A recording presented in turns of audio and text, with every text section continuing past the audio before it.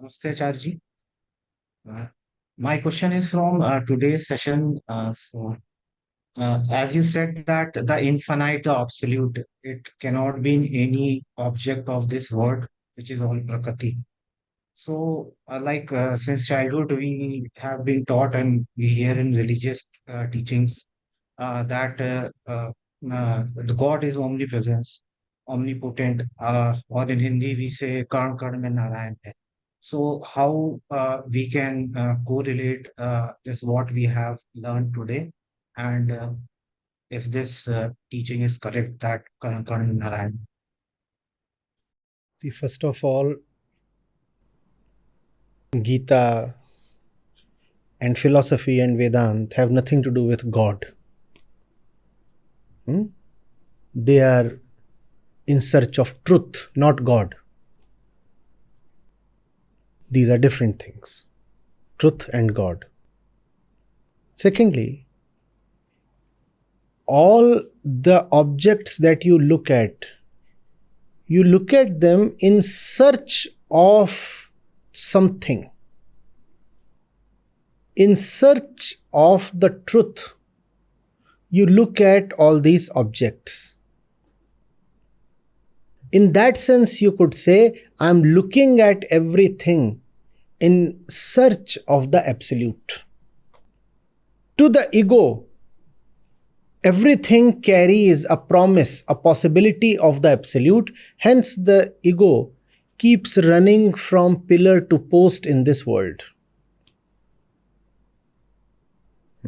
That does not mean that all the objects that you look at contain the infinite or something. All that is just folk wisdom, nothing to do with philosophy. When you say there is God in every speck and particle, to whom are these particles? To you. You are the perceiver of these particles. Your consciousness changes. Those particles disappear, right? Right? So by honoring those particles as the absolute, you are in fact honoring your own deluded consciousness as the absolute. So all that makes no sense.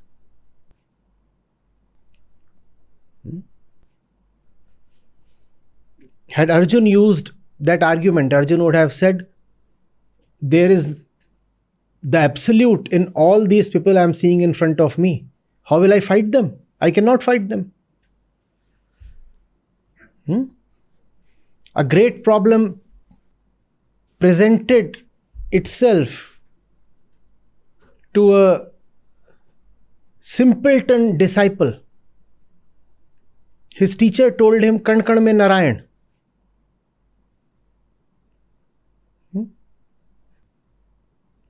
It is something Ramakrishna Paramhans used to narrate. So the teacher gave him this sutra, Kan Kan mein Narayan, there is God in everything that you see. So the next day he is standing and a mad elephant comes rushing at him.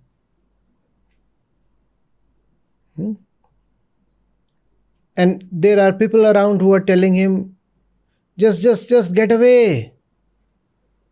Make way. Leave the way. And he's not listening to them.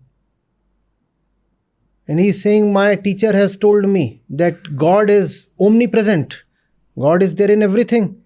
So this elephant is nothing but God. So the elephant does what elephants do.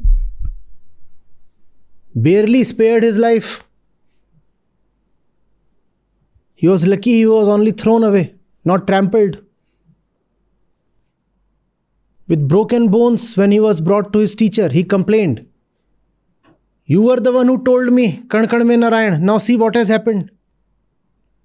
Now how does the teacher save his face? So teacher said, but Narayan is also there in all the people who are telling you to get aside. Why didn't you listen to those Narayans? Therefore you have been punished. No, all this amounts to nothing. All this amounts to nothing. But yes, such a saying is not without utility. The utility is that you develop a certain respect for the Prakriti. That is the universal set of all the Kankan.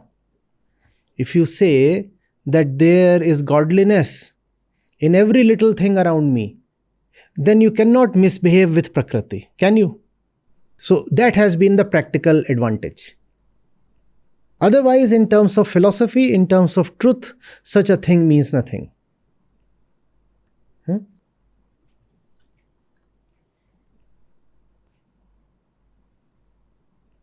So, would it be right to say that कण कण में माया और कण कण में प्रकृति?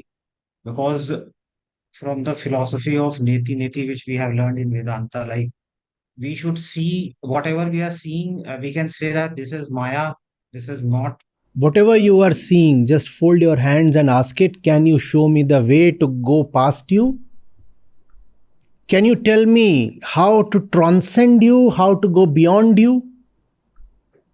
Because there is no other medium or help. And in this sense, everything that you see has to be respected. It has to be respected, but still it cannot be considered as the highest or the absolute. India has done a fabulous thing. It has respected Prakriti like no other people. But respecting Prakriti is one thing, and getting attached to particular objects in Prakriti and taking them as the end, the purpose of your life, the absolute itself, is a totally different thing. Respect Prakriti, because without her, you cannot transcend her. It is only with her own help that you can go beyond her.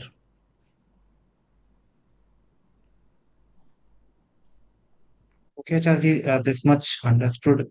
So one more follow-up question on this.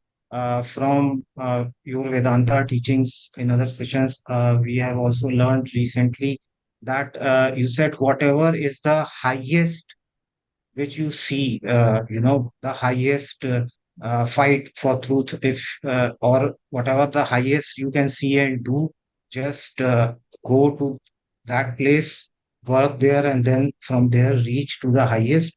For you, the highest available to you is Brahm. So, then can you just correlate this as well? Yeah, but then every Kan is not the highest, no? Yes, that is correct. So call the highest Kan as Brahm, at least keep that much of sanctity. Or are you hell bent on calling everything as highest? Huh? Acharya ji said that the highest, even in the earthly plane, is Brahm. Therefore, Kan Kan is Brahm. What kind of equation is this? At least take the trouble to find the highest, to approach the highest and pay the price.